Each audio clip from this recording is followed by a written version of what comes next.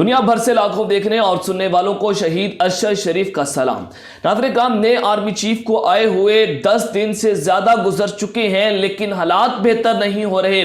जुल्म और बर्बरियत की इंतहा कर दी गई है और इमरान खान मुखालिफ प्रोपेगेंडा भी रुकने का नाम ले ही नहीं रहा, बल्कि इसको मजीद तेज कर दिया गया है। तो कुछ बहुत बड़ी ब्रेकिंग न्यूज लेकर आपकी खिदमत में हाजिर हुआ हूं, जिसने इस वक्त तहलका मचा के रख दिया है कि जनरल आसिम मुनीर, नए आर्मी चीफ ने पूरी कौम के दिल जीत लिए हैं और जनरल रिटायर्ड बाजवा के खिलाफ तबले जंग बजा दिया है। अरशद शरीफ के कातलों को सख्त सजा होगी।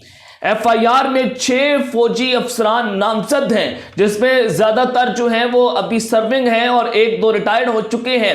तो उनके खिलाफ अब क्या कुछ होने जा रहा है। नए आर्मी चीफ ने आते ही एक बहुत बड़ा ऐलान कर दिया है, जिसने सबके लिए खतरे की घंटियां बजा दी हैं और बहुत बड़ी पेशरफ्त इस वक्त सामने आई है। वो तमाम तफसीलात आपके सामने रखूंगा। और दूसरी खबर पर जो आज हम बात करेंगे कि आजम सवाती के खिलाफ जुर्म और बर्बरियत की इंतहा कर दी गई है, इंसानी हकूक की धज्जियां उड़ा दी गई हैं और आजम सवाती का कत्ल, जिसने इस वक्त बहुत बड़े सवालिया निशान खड़े कर दिए हैं कि वो मंजर से क्यों गायब है, वो कहां पर है, किसकी हिरासत में है, क्या कुछ हो रहा है। ये बड़ी अहम तरीन तफसीलात हैं, ये आपके सामने रखूंगा। और तीसरी खबर पर जो आज हम बात करेंगे कि कई माह से जारी खेल का आखिरी ओवर शुरू हो चुका है और ऐवान सदर में अहम तरीन शख्सियत की एंट्री हुई है। उस हवाले से अहम तरीन तफसीलात आपके सामने रखनी है कि मामला आर या पार। लेकिन अगर आपने चैनल को सब्सक्राइब नहीं किया, चैनल को लाजमी सब्सक्राइब कर लें, बेल आइकन को दबा दें, आने वाली तमाम तरह अपडेट्स आपकी खिदमत में बर वक्त पेश होते रहें। नाज़रीन, ये सबसे पहली खबर आप स्क्रीन के ऊपर भी देख सकते हैं। डिफेक्टो चीफ मिनिस्टर पंजाब या डिप्टी वज़ीर आला पंजाब मोहम्मद इलाही का यह कहना है कि इमरान खान और साबिक army chief general Qamar Javed Bajwa जो है वो मोहसिन हैं। हम एहसान फरामोश नहीं, इमरान खान के साथ देर पा चलने के ख्वाह हैं, मुस्तकबिल में पाकिस्तान तहरीक इंसाफ के साथ रहना चाहते हैं और चौधरी शुजात हुसैन और परवेज इलाही का राब्ता बहाल भी हुआ है। और ये दूसरी खबर है, ये भी आप जरा अपनी स्क्रीन के ऊपर देख सकते हैं कि इमरान खान के खिलाफ पाकिस्तान में इंक्वायरियां चल रही हैं और इनकी गिरफ्तारी का दिन भी जल्द आएगा। अब ये कौन कह रहा है कि जनाब आपके ताहयात कायद नून लीग के नवाज शरीफ भगोड़े मुजरिम और जो अदालतों की जानिब से इश्तिहारी हैं वो कह रहे हैं। झूठे प्रोपेगेंडा के बाद फिर अखबारों में माफिया मांगते हैं। हम वो हैं जिन्होंने मोटरवेज बनवाई और मुल्क को बिजली के बहरान से निकाला, और आप वो हैं जिन्होंने मुल्क की माशरत को दिवालिया कर दिया था और 2018 के इलेक्शनों के बाद आप वतन से बाहर भाग गए थे।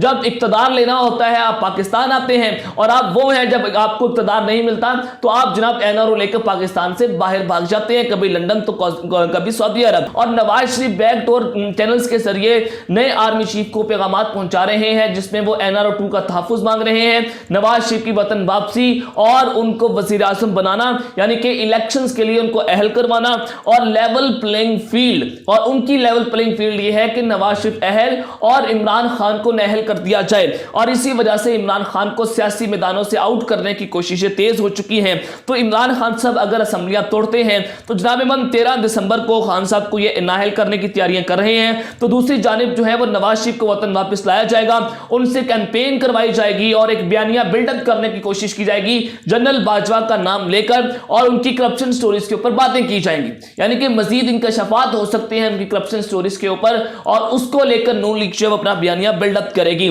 तो काफ लीग के लिए भी बड़ी मुश्किलात खड़ी हो चुकी हैं और ये जिंदगी में आखिरी बार वज़ीर आला बने हैं, और नवाज शरीफ ने इनको अपनी जानिब से, यानी कि लग रहा था कि काफ लीग जो है वो PDM के साथ मिलकर ऑपोजिशन का वज़ीर आला बन जाएंगे, वज़ीर आला पंजाब जो कि पाकिस्तान तहरीक इंसाफ के हैं। तो जनाब अब नवाज शरीफ ने साफ साफ इनकार कर दिया है कि काफ लीग जो है वो हमारी तहादी तो बन सकती है, लेकिन हम उनको वज़ारत आला किसी सूरत भी नहीं देंगे। तो अब कई माह से जो जारी खेल है वो जनाब आखिरी ओवर में दाखिल हो चुका है और ऐवान सदर में एक अहम तरीन शख्सियत की एंट्री हुई है। उस हवाले से मैं आपको एक और खबर दे देता हूं। लेकिन नाज़रीन पिछले कई दिनों से इसहाक डार और जो सदर पाकिस्तान आरिफ अलवी हैं और ये बी टीम बने हुए हैं अपने अपनी जमातों की, इनके जनाब कुछ राब्ते चल रहे हैं, इनके मुज़ाकरात हो रहे हैं और तकरीबन 5 बार मुलाकातें हो चुकी हैं इसहाक डार की और जनाब मन सदर पाकिस्तान की।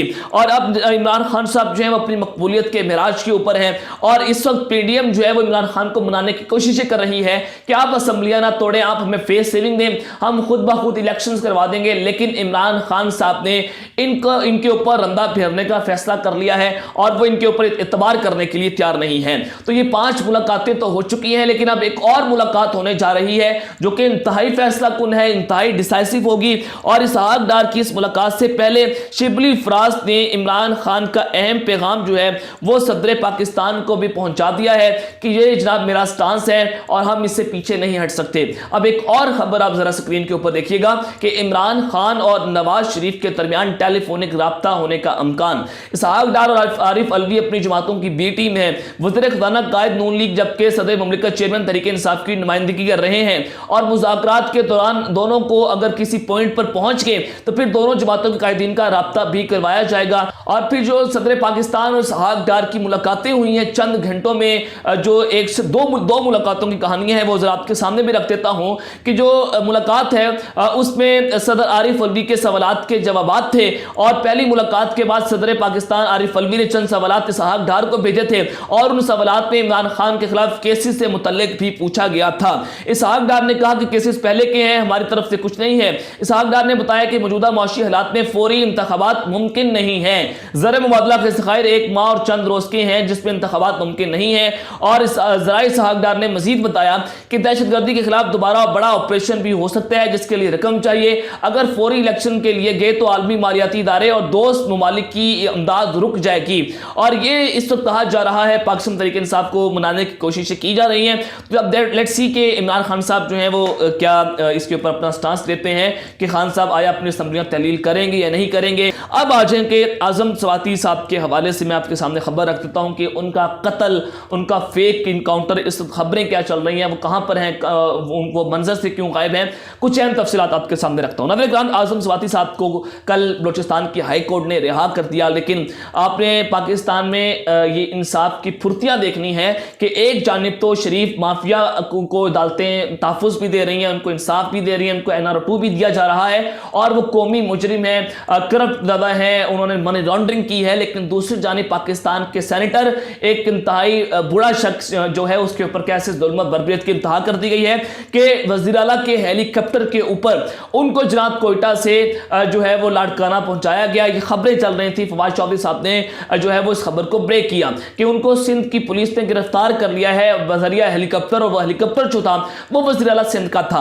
अब जनाब मैं यहां पर आपको एक मुसद्दका तरीन इतला दे देता हूं कि मेरे ज़राइद जो है वो मुझे बता रहे हैं कि मुबैना तौर पर वो उनको सिंध नहीं कल रात बल्कि कोयटा की एक अहम तरीन इमारत, आपने समझना है कि कोयटा की अहम तरीन इमारत, अहम तरीन इदारा जो है उनकी हिरासत के अंदर आजम स्वाति हैं, उनको बजरिया रोड ही मुंतकिल किया जाएगा और वो कल पूरी रात जो है वो उनकी हिरासत में रहे हैं। और मेरे सराय बता रहे हैं कि उनका फेक इनकाउंटर भी किया जा सकता है और उनके बेटे को भी यही बताया गया था आजम स्वाति के कि आपके अब्बू को हम जाली पुलिस मुकाबले में मार देंगे। तो इस वक्त ये जनाब सारी सूरत हाल बनती हुई नजर आ रही है कि उनको किसी वक्त जाली पुलिस मुकाबले में मारा भी जा सकता है या उनको इतना टॉर्चर किया जाएगा, इतना टॉर्चर किया जाएगा वो उनकी तहवील में भी उनकी जान खतरे में है।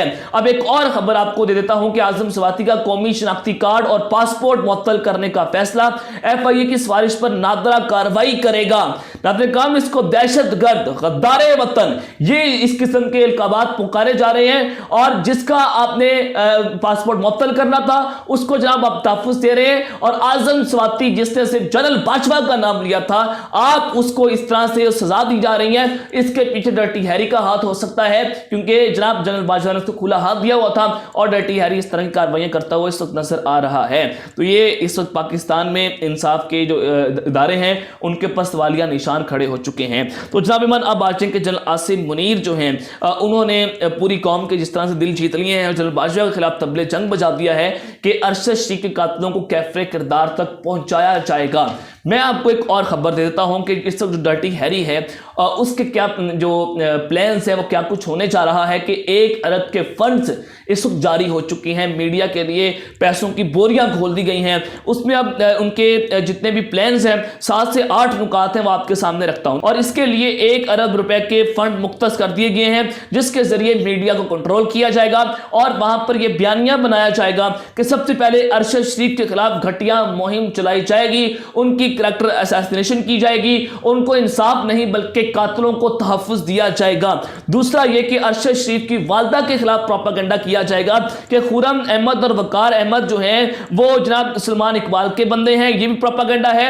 और उनकी वालदा के खिलाफ ये प्रोपेगेंडा होगा कि वो इमरान खान उनको इस्तेमाल कर रहे हैं और जिनका इमरान खान साहब अपनी FIR में भी नाम लेना चाहते थे तो वही नाम जो है वो जनाब अरशद शरीफ की वालदा ले रही हैं, जिसमें जनरल बाजवा है, DGISI हैं, ब्रिगेडियर शफीक है SPR से, कर्नल रिजवान ISI से, और एक और नाम है वो मेरा नाम जेम से स्किप हो चुका है। तकरीबन 5 से 6 नाम है जो फौजी अफसरान को नामजद किया जा रहा है। अरशद शरीफ के कातिल हैं ये मुबैना तौर पर उनकी वालदा की जानिब से, लेकिन उनके ऊपर अभी तक FIR दर्ज नहीं हुई। तो ये प्रोपेगेंडा किया जाएगा कि सलमान इकबाल ने और इमरान खान ने मिलकर इनको इस्तेमाल किया है और खुर्रम और वकार सलमान इकबाल के बंदे हैं। चौथा ये कि जवेरिया सदीक के खिलाफ सदीकी जो है अरशद शरीफ की एहलिया, उनके खिलाफ भी प्रोपेगेंडा होगा, उनकी कुर्दारकुशी की जाएगी। और पांचवा ये कि अरशद शरीफ के कत्ल का मास्टरमाइंड सलमान इकबाल को ठहराने की कोशिशें की जाएंगी। छठा ये कि अरशद शरीफ की वालदा जो है जिनमें FIR में वो जो नाम दे रही हैं तो वो नाम और इल्जाम लगाया जाएगा कि ये काशिफ अब्बासी का किया धरा है और ARY और पाकिस्तान तहरीक इंसाफ को फौज को बदनाम करने के लिए